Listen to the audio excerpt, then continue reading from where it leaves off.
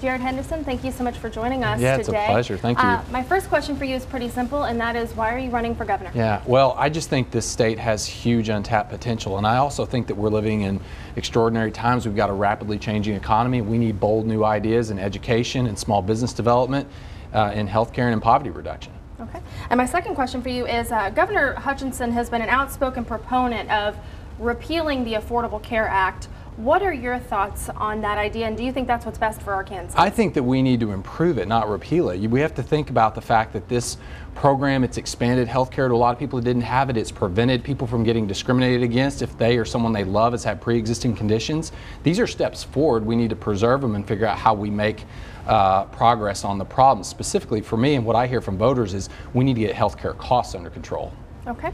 My third question is, there's been no real groundswell of unrest in this state as it relates to teacher pay and teacher benefits. Does that make it hard for you to get your platform of education first out there without that sort of unrest behind the teachers in this state? No, and in fact, I hope it can allow us to have a more constructive and productive discussion. You know, we've had a 56% drop in the number of people entering this profession since 2009 in Arkansas. You know, that's data from the Department of Education. So there's clearly an opportunity to do more and to improve the experience for our educators. And I would add that, you know, if we want to build an education system that works for every child, that's equitable, you cannot solve that without going to the heart of the teaching profession, making it one of our most attractive, respected, and sustainable jobs. Okay.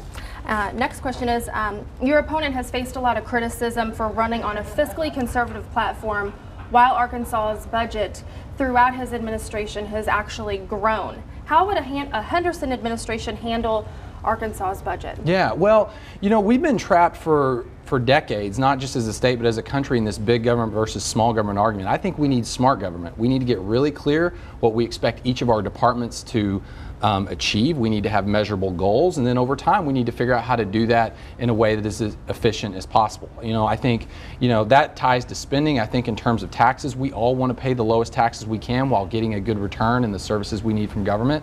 You know, to me, I think there's an opportunity to make sure that we have an efficient tax code, one that has the burden placed appropriately on people that are able to pay without stifling their innovation and their job creation. And I think we got a lot of opportunities on that front. Okay. And finally, the state was under the national spotlight last year as they expanded gun rights a great deal. Do you agree with the expansion, and how do you propose that the state balance the Second Amendment rights of individuals but also the safety of people in the state? Yeah, well, I'm glad you asked that, and that is an important debate right now. And I don't think there should be any big tension between respecting the Second Amendment. You know, like almost every Arkansan, I come from a family of gun owners, a family of hunters.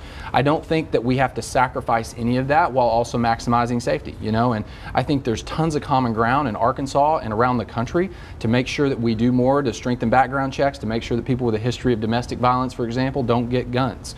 And I think if we could just come together, if we could put some of the hyper-partisan rhetoric at the fringes to the side, I think we could make progress on that. Okay. Jared Henderson, thank you so much. Oh, thank you. Appreciate it.